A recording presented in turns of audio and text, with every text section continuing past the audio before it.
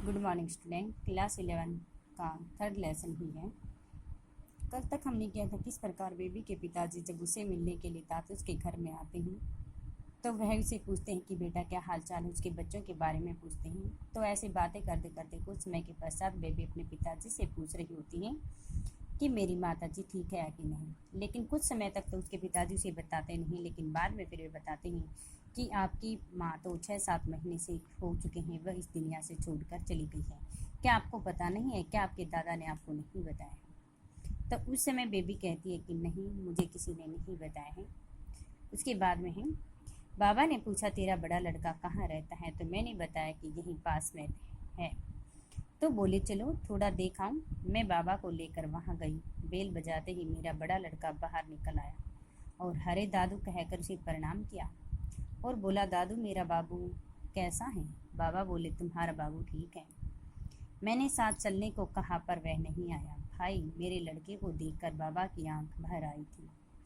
वह उसे बोले तुम लोग और भी बड़े हो भाई, पहले कैसे परिवेश में है और तुम लोग अब तुम सबको देखकर बहुत खुशी है। मुझसे बाबा ने कहा कि तुझे बहुत कष्ट नहीं होगा बेटा, तेरा बड़ा लड़का हो गया है, देखना एक दिन तुम इसे सुख देगा बेटा। अभी थोड़ा कष्ट उठा ले, बाद में इसके साथ सुख शांति रहेगी। मेरे लड़के से बाबा बोले दादू भाई ठीक से रहना, और इतना कहकर मेरे साथ लौट आए।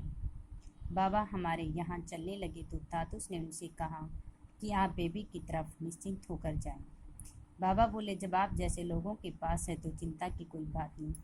जैसे यानी कि मेरे बाबा जी उसे मुझसे मिलने के लिए आते हैं तो वह कहते हैं कि बेटा मैं अब यहाँ से जा रहा हूँ, लेकिन आप अपनी माँ को कभी भी दुख व कष्ट न देना। तो उसी समय वह कहते हैं कि आप बेचिंत होकर के बाबा यहाँ से जा सकते हो, किसी प्रकार का कोई कष्ट नहीं होगा। तो उस समय वह उसे कहते हैं जब आप जैसे बच्चे इतने अच्छे पैदा हो जाते हैं तो उस समय हमें चिंता करने की कोई ज़रूरत नहीं है। बाबा चले गए और उन्हें कहीं से पता चला कि कुछ लिख विख रही हूँ। सुनकर वह बहुत खुश हुई थी। जहाँ पहले वे मेरी कोई खोज खबर नहीं लेते थे, वहाँ अब जब तक फ़ोन मेरा हालचाल पूछने लगे और बार बार यह पूछे कि आने को कहे, तो साथ में यह भी कहते कि यदि मैं रुकना चाहूँ तो भी लौट आ सकती हूँ, मेरी जाने की इच्छा नहीं होती। वह कहती कि जब मेरे पिताजी ने कभी भी मेरे हालचाल के बारे में नहीं पूछा। 2 साल हो चुके थे कि मैं कहाँ रहती हूँ, किस अवस्था में रहती हूँ, लेकिन आज मेरे पिताजी मुझसे पूछ रहे हैं। और जब उन्हें ये पता चलता है कि मैं कुछ तातुस के घर में रहकर कामकाज के साथ साथ मैं कुछ पढ़ लिख भी रही हूँ, तो उसी समय बाबू को ये बातें सुनकर बहुत ज़्यादा खुश हो जाते हैं और वे मुझसे कहते हैं कि बेटा जी आप भी आ सकते हो। तो उसी समय उनके बुलाने के बाद भी मैं वहाँ जाने के लिए मना करती क्योंकि मेरी कोई इच्छा नहीं होती है। बाबा के जाने के कई दिन बाद मेरा मन खराब रहा और मैं पछताती कि मेरी माँ मर गई और आंखों में आंसू देख नहीं पाई। मैं उसे आखिरी बार भी नहीं दिखाई। शर्मिला दी ने मुझे चिट्ठी लिखती है। उनकी चिट्ठियों में सुनकर मुझे बहुत अच्छा लगता है। उनकी चिट्ठियाँ कुछ इस तरह की होती हैं कि मैं सोचती हूँ कि जहाँ भी तो घर के काम के लिए कोई लड़की रखी गई होगी, क्या उसके साथ थे भी वैसा ही व्यवहार करती होंगी जैसा मेरे साथ। मुझे तो वह किसी घर में काम करने वाली लड़की की तरह नहीं देखती और चिट्ठियाँ भी उसे ठीक उसी तरह से लिखती है जैसे अपनी किसी बांधवी को लिखती। मैं कहती कि शर्मिला दी मुझे इतनी अच्छी लिखती है, उसने कभी भी ये नहीं सोचा कि मैं इनके घर में एक नौकर का काम कर रही हूँ। वह हमेशा केवल अपनी बड़ी बहन मुझे मानती थी और चिट्ठियाँ भी ऐसे ही लिखते थे और मुझे फ़ोन पर भी बातें इस तरह से करती थी। उन्हें कभी भी ऐसा भेदभाव नहीं होने दिया। उनकी चिट्ठियाँ पढ़कर सुनाते तो टूटी फूटी बांग्ला में उन्हें लिख लेती। कभी जब मेरा मन खराब होता तो उनकी चिट्ठियाँ मुझे आह्लादित कर देती थी। बेबी एक बार सोचकर देखो कि इस तरह मुझे माँ भले ही न हो, बेबी जी की तुम आओ दोनों खूब सजे सवेरेंगी। तो फिर उस समय वह कहते हैं कि शर्मिला दी से कहती है कि शर्मिला दी आप कुछ समय के लिए यहाँ पर आओ, हम दोनों एक साथ बैठकर सजे ने संवरने के लिए बात करती है। हम दोनों एक दूसरे से मिलेंगे, जी भरकर हंसेंगे, यदि हंसने की बात न होगी फिर भी हंस लेंगे। बेबी तुम समय हवाक नहीं रह सकती। जब कोई तुम्हारा लिखा कुछ पढ़कर कहता है कि बहुत अच्छा लिखा है, और तुम क्या कभी नहीं सोचती कि कितनी कठिनाई इतने कष्टों में बीता हुआ जीवन लिखना शुरू करने के बाद में इतना सुंदर कैसे हो पाया है। मैं कहती कि तुम्हें इतने साल हो चुके हैं, पढ़ाई लिखाई कुछ भी नहीं के बीच में छोड़ दिया, लेकिन उसके बावजूद भी तुम इतना अच्छा लिखोगे ये कभी हमने सोचा तक भी नहीं था। मुझे यह बात बड़ी मज़ेदार लगती है कि शर्मिला दी ने मेरे सजने संवरने के बारे में पूछा, क्योंकि सजना संवरना मुझे कभी अच्छा नहीं लगा। मैंने कितनी लड़कियों बहुओं को देखा था जो कहीं घूमने जाने की बात उठी, न कि सिंदूर की डिब्बी, पाउडर का डिब्बा, अपना कंघी, न जाने क्या क्या लेकर सजने संवरने बैठ जाती। साड़ी पहनती तो किसी सहेली को बुलाकर पूछती, देखो ठीक है पहनी या नहीं। अगर सहेली ने उसके मन की बात नहीं कही तो एक ठहरो कहकर साड़ी को फिर 10 बार खोलती, पहनती। ऐसे ही कोई न कोई अपने कि कौन सी साड़ी पहनना ठीक है या नहीं, इसमें बहुत अच्छी दिखोगे। साड़ी पहनने से वे मुस्कुराती, जल्दी जल्दी कमरे में चली जाती।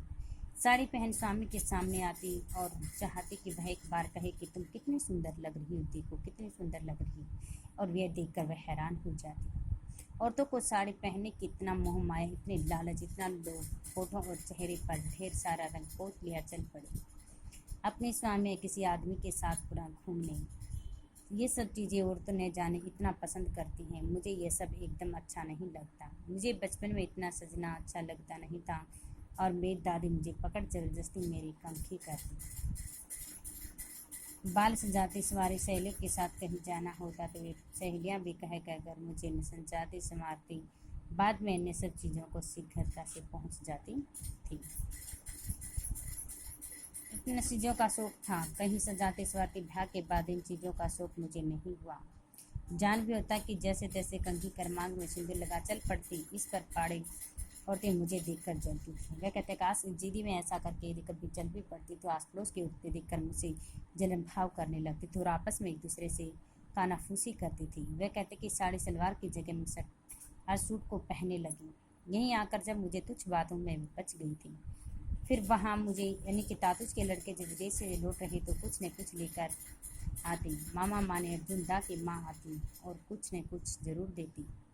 मैं सोचती कि इन लोगों से मुझे इतना प्यार स्नेह और सब कुछ मिला हुआ है, इतना प्यार स्नेह मुझे कहीं अपने घर पर, या मैं रोज अखबार देखती। अंग्रेजी ने जाने उसका सिर पैर कुछ समझ में नहीं आता था। बांग्ला भाषा में तो मैं हर प्रकार चीज़ें लिख लेती थी, लेकिन इंग्लिश भाषा मुझे कहीं नहीं आता था।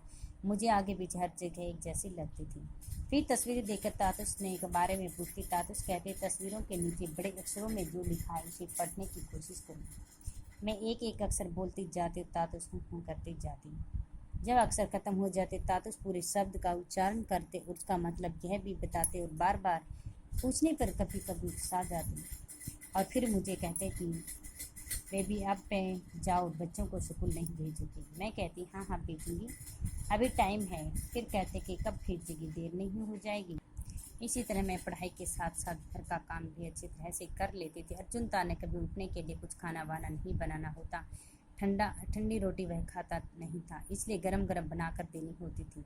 अच्छी चीज़ें खाने का शौक था, लेकिन कभी भी उसने मुझे कभी परेशानी, हर तरह मुझे इन परिवार के लोगों से अच्छा प्यार स्नेह मिला है जो मुझे अपने घर पर भी नहीं मिला। जैसे ही जब मैं चाय तातुस को जब चाय देकर रही और मैं टेबल पर रखकर अखबार देखने के लिए बैठ जाती हूँ तो तातुस हंसा से मुझसे कहते कि बेटा आपकी चाय कहाँ है, फटाफट पहले चाय लेकर आओ, उसके बाद पढ़ो लिखो। तो वह कहते कि देखो यानी कि तातुस मुझे मेरा हर समय हर चीज़ का ख्याल रखते हैं। गिलास में चाय जब ठंडी हो चुकी तब बेबी के कानों में किसी पैरों के हाथ सुनी तो वह चौंक पड़ी। उसने घूमकर देखा, अर्जुन दा उठ था नीचे आ रहा है। उतरते उतरते वह बोला, तुम लोग चाय पी रहे हो, मेरी चाय कहाँ है। वह चाय बनाने किचन में जाने लगी, तभी देखा कि किसी ने गेट पर आ बैल बजाई। उसने देखा कि पड़ोस का लड़का हाथ में एक पैकेट ले खड़ा है। वह उसे बोला कि यह तुम लोगों का है, डाकिया भूल से हमारे घर डाल गया था। लड़के से पैकेट ले उसने आकर तातुस को दे दिया। तातुस ने देखकर कहा, यह तुम्हारा है, यह लो, जाकर देखो इसमें क्या है। पैकेट लेकर वह किचन गई और जंगा की चाय पका पानी चढ़ाकर उसमें पैकेट खोला। पैकेट में एक पत्रिका थी। उसे पलटने लगी तो उसे एक जगह का अपना नाम देखा और आश्चर्य से फिर देखा, सचमुच में उसने लिखा था ओलो। तो वह खुशी से मन हिलोरे लेने लगा। मन में ऐसी उथल पुथल मतलब कि जेठू की बात उसे याद आ गई। आशापूर्ण देवी दिन भर काम निपटाकर उस समय पढ़ने लिखने बैठती थी जब लोग सो चुके होते थे। उन्हें सोचा जेठू ठीक ही कहते थे कि घर के काम करते हुए लिखना पढ़ना हो सकता है। हठात उसकी नज़र चाय के लिए चढ़ाए पानी पर पड़ी तो उबलते काफ़ी कम रह गया था। जल्दी जल्दी चाय बनाकर जनता को दी और तब वह नीचे ही देखा। देखो चीज बोलती बोलती ऊपर अपने बच्चों के पास पहुंची। दोनों बच्चे दौड़कर उसके पास आए। उसने कहा कि बताओ इसमें। उसकी लड़की ने एक एक फिर अक्षर पढ़े और बोली, बेबी, हालदार माँ तुम्हारा नाम किताब में। दोनों बच्चे हंसने लगी। उन्हें हंसता देख उसका मन खुशी से और भी भर गया। उसने प्यार से उन्हें अपने पास खींच लिया और प्यार करते करते हठात जैसे उसे कुछ याद आ पड़ा, वह बच्चों को छोड़ू छोड़ू मैं आती हूँ कहकर उठ पड़ी। आते आते उसने सोचा कि वह कितने बुद्धू हैं। पत्रिका में अपना नाम देख सब कुछ भूल गई। जल्दी जल्दी सीढ़ियों से उतर कर तातुस के पास की ओर पैर छूकर प्रणाम किया। उन्होंने उसके सिर पर हाथ कर आशीर्वाद दिया। इस प्रकार से इन्होंने अनुवादक जो होते हैं प्रमोद कुमार, इसने सुना कि बेबी के सजने सवेरने से क्या विचार थे। बेबी को बचपन से अधिक सजना अच्छा नहीं लगता था। उसकी दीदी उसे पकड़कर जबरदस्ती उसकी कंघी करती, बाल संवारती थी। सहेलियों के साथ कहीं जाना होता तो कह कर उसे सजाती संवारती। ब्याह के बाद जब से चीज़ों का सुख भी नहीं था और उस मांग में सिंदूर लगाकर जब कभी बार वह चल पड़ती तो आस पड़ोस के लोग देखकर उसे ईर्ष्या भाव करने लगती थी और आपस में कानाफूसी बातें करती थी और साड़ी व सलवार पहनने लगती थी। इस प्रकार उसने की छूट कर भी साड़ी सूट पहनकर अपना निश्चय कर लिया था। तातुस के घर में बेबी की क्या स्थिति थी। तातुस के घर आकर बेबी मोहल्ले वाले के तानों युगों का भद्र व्यवहार से बच गई थी। तातुस ने उसे हर तरह से अपनी बेटी माना था और उसे प्यार प्रेम सब कुछ दिया था। जब तातुस के बड़े लड़के विदेश से आ रहे हैं तो वह उसके लिए कुछ न कुछ लेकर आते हैं। फिर वह कहते कि देखिए इन लोगों से मुझे कितना प्यार सहने मिला है जिसे मैं संभाल नहीं पाया। अपने बच्चों का भी साथ साथ में पालन पोषण भी किया है। मैं घर का सारा काम कार्य करके भी यानी कि पढ़ लिख लेती थी, इसलिए मैं इस परिवार से बहुत ज़्यादा खुश हूँ। तातुस ने जब बेबी से पूछा कि यहाँ 1 वर्ष रहते हुए कैसा लगा तो वह सोचने लगी। बेबी ने उसकी बात का कोई जवाब नहीं दिया। खड़ी के पास खड़ी होकर आसमान की ओर देखने लगी और माँ की याद उसे आ गई और बच्चों को पढ़ा लिखा कर याद आए। पढ़ा लिखा कर मनुष्य बनाना अच्छा आदमी बनाना चाहती थी। वह सोचती थी कि जो गरीबी में मैंने अपने जीवन कष्ट आधी जुगाए हैं वह मेरे बच्चे ना झेले, इसलिए वह काम काज करके भी अपने बच्चों का पालन पोषण करती थी। जब बेबी ने पत्रिका को अपनी पहले प्रकाशित रचना किया तो वह क्या थी। वह नीचे से देखो कि एक चीज है, बोलती बोलती अपने बच्चों के पास जाती है। दोनों बच्चे उसके पास आ गए और उनसे कहा कि बताओ यह क्या लिखा है। लड़के ने एक एक करके सारे पढ़े और उसने कहा कि इस किताब में माँ तुम्हारा नाम लिखा और वे बहुत ज़्यादा खुश हो जाते हैं। और उसे ये बातें सुन कर के बेबी स्वयं भी हो जाती है और भागे भागे अपने तातुस के पास जाती है और कहती है कि यानी कि उसके जो बंधु होते हैं वो हमेशा ये कहते रहते थे, बेटा तुम हर प्रकार के कार्य करके भी अपनी पढ़ाई लिखाई कर सकती हो। तुम कभी भी अपनी पढ़ाई को मत छोड़ना क्योंकि एक न एक दिन तुम्हें सफलता अवश्य ही प्राप्त होगी। ऐसे देख करके मुझे अपने उस जेठू की याद आ जाती है और मेरे साथ वैसा ही हुआ। उसके परिणामों को छूकर वे उसके साथ आशीर्वाद देती हैं। अर्जुन की मित्रों के आने के बेबी पर क्या प्रभाव पड़ा था। अर्जुनदा के 2 मित्रों के वहाँ आकर रहने पर बेबी का काम बढ़ गया था क्योंकि वह पहले वे 4 आए ही थे लेकिन अब उसे 8 आदमियों का खाना बनाना पड़ता है। लेकिन उन लोगों का व्यवहार भी इतना अच्छा था कि वह हर प्रकार की किसी प्रकार की कोई भी कठिनाई नहीं होती थी। वे उन लोगों के साथ उसके साथ अपने जैसा व्यवहार करते थे। उन लोगों ने भी कभी ये ध्यान नहीं दिया। उसके बच्चों का भी ख्याल रखते थे कि ये हमारे घर में एक नौकर की तरह काम करने वाली है, लेकिन उन्होंने कभी ऐसा नहीं माना था। वो मुझे अपनी बहन की तरह, वो भी हमेशा मुझे प्यार करते थे, मेरे बच्चों का ख्याल रखते थे। उनकी पढ़ाई लिखाई के संबंध में हर प्रकार की अच्छी जो बातें होती है वो करते रहते थे। औलांधारी कहानी में निहित संदेश को स्पष्ट कीजिए। औलांधारी कहानी के माध्यम से यह संदेश देना चाहती हूँ कि मनुष्य में कुछ न कुछ बनने की आवश्यकता है। इस प्रकार नायिका एक घरेलू कामकाज करने वाली नौकरानी भी अपनी मेहनत से दृढ़ इच्छा शक्ति के बल पर एक अच्छी लेखिका बन जाती है। उसने अपने घर का कामकाज करके भी वह कभी अपनी पढ़ाई से पीछे नहीं हटी है। हमेशा क्या करती थी, अपनी पढ़ाई भी वह साथ में करती रहती थी और इसे आर्थिक स्थिति पति के द्वारा कोई आर्थिक सहायता न मिल पाने के कारण भी तातुस के घर में किसी प्रकार की कोई कमी नहीं होती। उसका और उसके बच्चों का पालन पोषण भी अच्छे प्रकार से हुआ था और साथ में उन्होंने शिक्षा भी उनको दिलवाई थी। ऑप्शन टाइप है कि लेखिका ने अपनी रचना औलांधारिक में कि मैं का नारी की किस समस्या की ओर संकेत है, समाज में अकेली नारी की समस्या की ओर संकेत क्या है। तुम बेबी हवलदार को कितना मासिक वेतन देना चाहती हो? ने कहा था कि 800 रुपये महीने में। लेखिका का घर किसने तोड़ा था? सरकारी कर्मचारियों ने तोड़ा था। टूटने पर बेबी हवलदार को शरण किसने दी थी? तातो उसके घर में जाकर उसे रहने के लिए जगह मिली थी। रमन कौन था? अर्जुन का मित्र था। पढ़ाई में पार्क में लेखिका की मुलाकात किससे हुई थी? बंगाली औरत से हुई थी। जेठू कौन था? बेबी हॉल तातुस का मित्र था। शर्मिला दी कौन थी? जेठू की बंधु थी। शर्मिला दी क्या कार्य करती थी? अध्यापन का कार्य करती थी। अलंधारी पाठ से हमें क्या शिक्षा मिलती है? कि मुसीबतों के धैर्य की ओर धैर्य रखना चाहिए। इस कहानी से हमें यह शिक्षा मिलती है।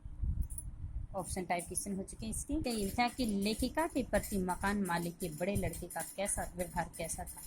लेखिका एक दिन अपने किराए के घर में बैठी अपने बच्चों से जब वह बातें कर रही थी तो तभी मकान मालिक का बड़ा लड़का दरवाजे पर खड़ा हो जाता है। लेखिका के ने उसे बैठने को कहा तो उसने बैठा और उठने के नाम पर नहीं दिया।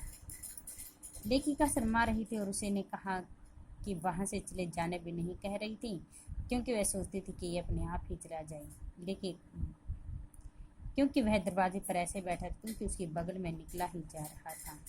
लेखिका ने यह सोचा कि यह रोज़ आता है, क्यों नहीं मैं इसके साथ में उसका घर छोड़ दूँ।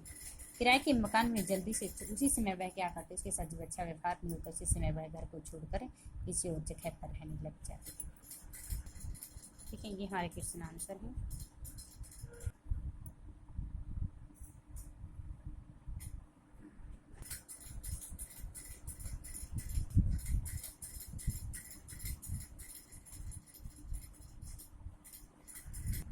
तो ये हमारे सभी question answer right plus learn होने चाहिए। आज का ये कार्य है।